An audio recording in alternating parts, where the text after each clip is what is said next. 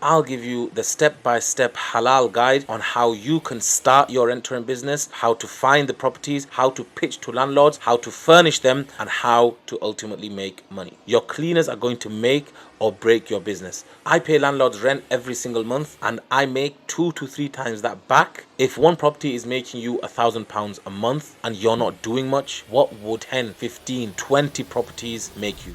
Imagine making over £1,000 a month from property that you don't even own. That's exactly what I do with rent to rent. And in 2025, it's still the fastest way to make halal passive cash without you even lifting a finger. I pay landlords rent every single month and I make 2 to 3 times that back through Airbnb and booking.com. In this video, I'll give you the step-by-step halal guide on how you can start your rent-to-rent business, how to find the properties, how to pitch to landlords, how to furnish them, and how to ultimately make money. I'm Amir Muawiyah, and as a full-time Imam, my role and responsibilities can get pretty demanding. That's why it's very important for me to be able to have a halal passive side hustle that makes me money without me actually doing much. And that's when I discovered rent to rent. With this model, I lease properties from the landlord, I pay them their rent, I furnish the properties, I control, I manage the bookings, I list it on platforms such as Airbnb, booking.com and Verbo.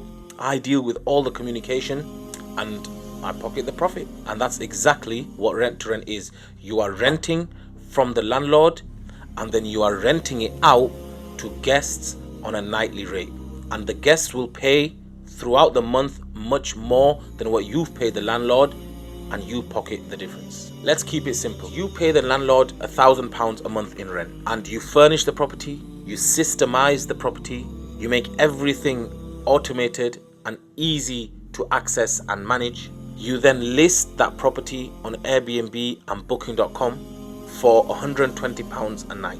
Now if that property gets booked 25 nights, you've made £3,000 in that month. You pay the landlord his £1,000, you pay the council tax, you pay your bills, let's just say maintenance and anything else that might be required, you top up the amenities you've provided in the property. You should still ideally be left with over £1,000 profit a month, and that's from one property. Imagine you had 10 properties. You are pocketing £10,000 a month in halal passive income without you lifting a finger. But you could ask me, hold on a second, that's not passive, you're having to do everything.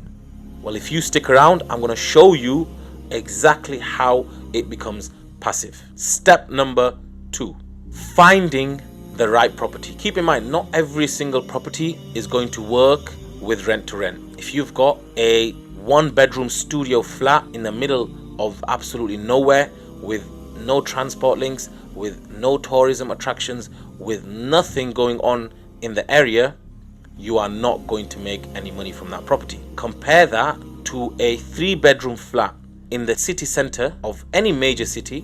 You will be guaranteed to make money.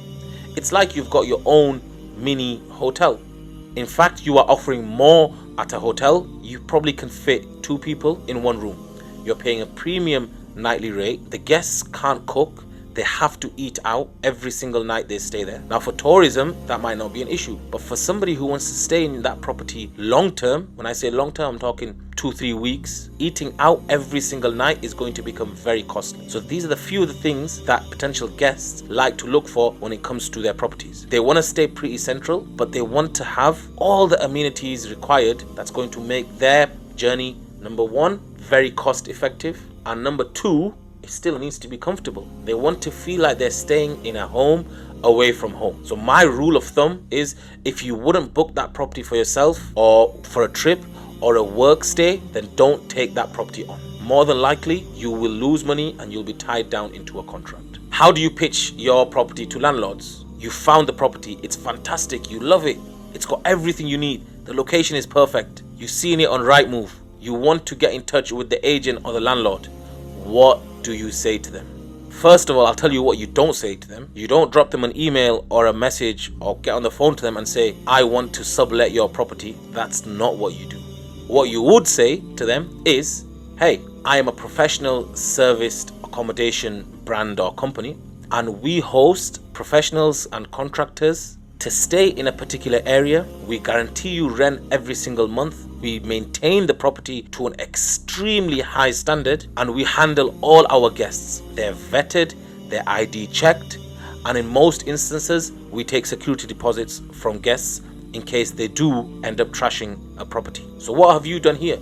You've offered the landlord a solution by mentioning the problem, because with AST tenants, he does get these problems. He does guests and tenants who are problematic. He does guests and tenants that trash the property. The difference with hiring you or allowing you to take on that property is you don't have the same tenant rights as an AST tenant would. Meaning, if you violate the terms of the contract, you're gone and you will lose your investment. You might think, hey, the property's not working out. That's great if you can kick me out. But ultimately, you lose your initial investment, the money you've put into spending time and effort, and ultimately your cash on furnishing that property, taking on that property, paying a deposit, all money that could have gone towards you looking at a better property. So pitching to landlords has to be perfected. Don't turn up there and look like you don't know what you're doing. But if I was to give you one main tip onto how exactly you can build that connection, make sure you are extremely courteous and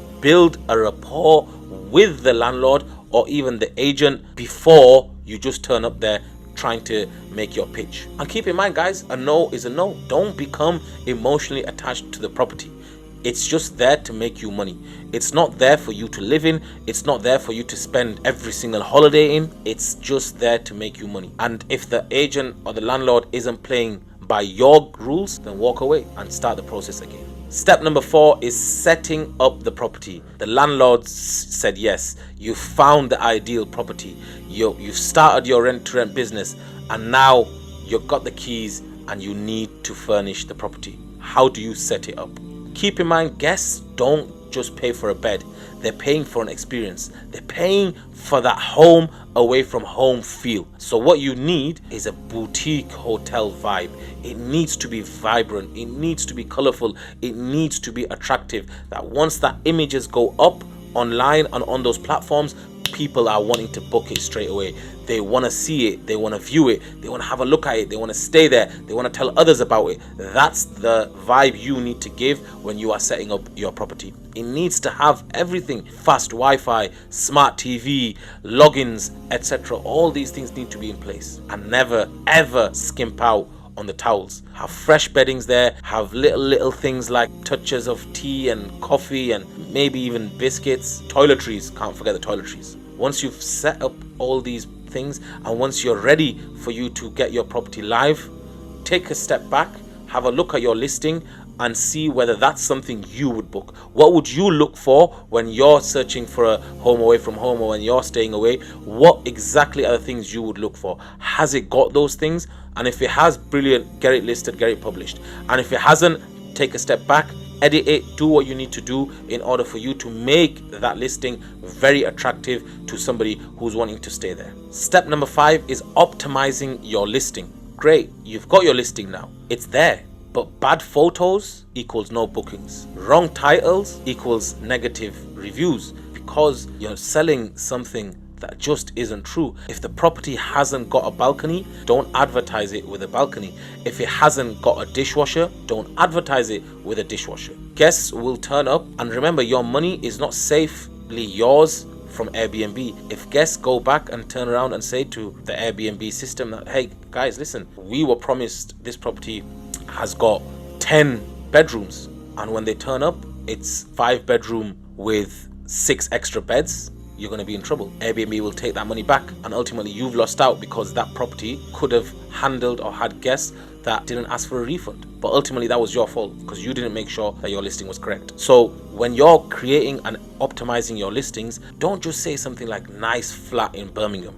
Make it sound appealing, make it sound attractive. And in 2025, use AI. Don't be afraid to use AI. Edit it, tweak it, make sure it's relevant to you, but save time by using AI. Modern 2-bedroom flat with free parking and a lovely spacious balcony, 5 minutes from the city centre. Hey, that sounds like something that I would book. and invest in professional photos. Don't skimp out on the photos, guys. Invest in it. Use bullet points to highlight the benefits: free parking, central location, fast Wi-Fi. The goal is to make someone choose your property over hundreds of others that are also going to turn up in the listings. You can only do that if your listing is attractive. Step number 6, and this is how it becomes halal and passive. You need to have automations and systems in place that don't require you to be physically there to meet and greet every single guest, to do the cleaning, to wash the dishes, to be a receptionist, to be everything that you don't want to be when it comes to passive income. Use platforms such as Uplisting and Hospitable to automate guest messages. Install smart locks and key safes where the guests automatically are aware of what the code is. They get the key, they enter the property. You don't have to be there to hand over the keys to every single guest. Hire cleaners, professional cleaners. Just a side note, your cleaners are going to make or break your business. So don't be stingy when it comes to looking and hiring cleaners. They are literally your core of the business. Make sure you look after them and they'll look after you. So make sure you're using cleaners who are aware of what they're doing. They've got access to your channel manager, to your platform, so they can see when the guest is checking out, when the guest is checking in. So in between that corridor of time, they can make sure that the property is ready. It has everything it needs. It has all the amenities. There's nothing out of stock. You haven't got a half can of Coca-Cola laying on the kitchen platform. Make sure there are everything there that a new guest checking in straight away enters the property and they're like, wow, I love this place.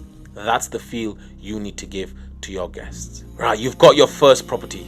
You've got everything you need to scale. How do you do it? Step number 7. If one property is making you £1,000, keep in mind, guys, it might be lower, it might be slightly higher. Let's just keep it at £1,000 as the base average. If one property is making you £1,000 a month and you're not doing much, what would 10, 15, 20 properties make you? And you might think, hold on a second, all this work again and again and again to try and find the properties that are the most suitable? Sometimes that's not always the case. I'll give you our own example. Initially, we took on a 2-bedroom property, city center of a major city. When we took that on, it was actually an apartment that's in a bigger block. So there are other apartments there, either by other operators or AST tenants. But the developer owns that whole block. Now, he was very, very happy with the way we operated. He liked the way we systemized everything. He was very happy with the way we were maintaining the property. So within the space of 6 months, he offered us another 3 properties. So in 6 months, we're now on 4 properties. We've done the same thing. We used the money that we made from the first property, added a little bit of extra of our own cash, and we took on the other 3. We paid our deposits. We spent some money doing the property up, and it was ready for listing. And we were making now approximately 2.5 to 3K a month just from those 3 to 4 properties. Fast forward 18 months, guys, and we are on 12 rent-to-rent properties, and 8 of them were from the same landlord. That's absolutely key. If you have a healthy relationship with the landlord or agent, it's a no-brainer for them to give you more properties if they've got some. That's why you should try and target portfolio landlords and portfolio developers, as opposed to a one-off landlord that's got a 1-bedroom studio in the middle of nowhere. That way, if they're happy with the way you're handling your business, they'll most certainly give you more. They would much prefer to give you the property rather than giving it to somebody who might trash the place, and if they don't pay their rent on time, they can't kick them out. They'll have to wait 7 to 10 months for an eviction notice, go through the process, serving them summons, doing all of that. They would much prefer to have somebody like yourselves in there. But just make sure you know what you're doing. That's key. If they feel like you don't know what you're doing, they would much rather give it to somebody else. And most landlords or agents actually already have that person who they will always offer the properties to first. We had a similar situation. There were approximately, I think, 3 properties becoming empty in that block at the same time. There were other operators, but the landlord decided and chose us to give the first refusal to. And of course, we weren't going to say no. So make sure you have a good rapport with your landlord. Maintenance has to be done on time. Everything needs to be done properly. Every system that needs to be there is in place, so you're not actively involved in that. And look, if that becomes too much for you, if the automations and everything is too much, you could always just hire a management company. They charge between 10 to 15% of the total turnover, and that way it's completely passive. You don't have to do anything. But obviously keep in mind that they do take out a chunk of your turnover. So that could be £1,000, it could be £2,000, depending on how many properties you've got. But it's completely passive. Now let me save you from 4 mistakes that will cost you your rent-to-rent business. Wrong location equals no bookings. Cheap furniture equals bad and negative reviews. No automation, you've essentially become the cleaner and the receptionist. No contracts, and certain landlords can shut you down overnight. Do it properly from the start and you'll save yourself a lot of stress. That's the complete step-by-step guide on how you can start your rent-to-rent business today. Keep in mind, guys, I just want to be able to give back and share the knowledge that I've gained through my business and through my faith and through my experience in serving my community. It needs to be halal, it needs to be passive, so you can escape that salary slavery and you can start your multiple passive income streams. Follow me for more Sunnah inspired systems. Assalamu alaikum.